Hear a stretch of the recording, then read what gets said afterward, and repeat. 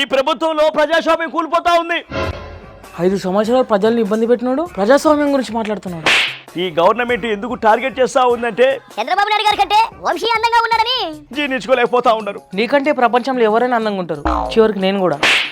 కొడాలి నాని అందంగా ఉంటారని కూడా వీళ్ళకి కోపం. కొడాలని అందంగా లేడు, అనారోగ్యంతో ఉన్నాడు.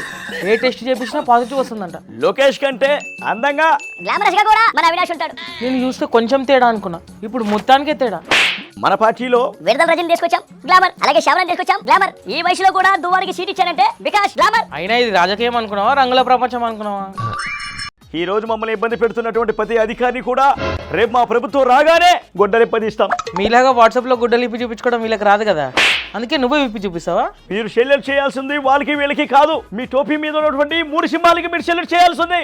అంటే టోపీ తీసి 3 సినిమాలకే సెల్యూట్ కొట్టాలా? అధికారులకు కాదా? నువ్వు నిజంగానే సైకోవా?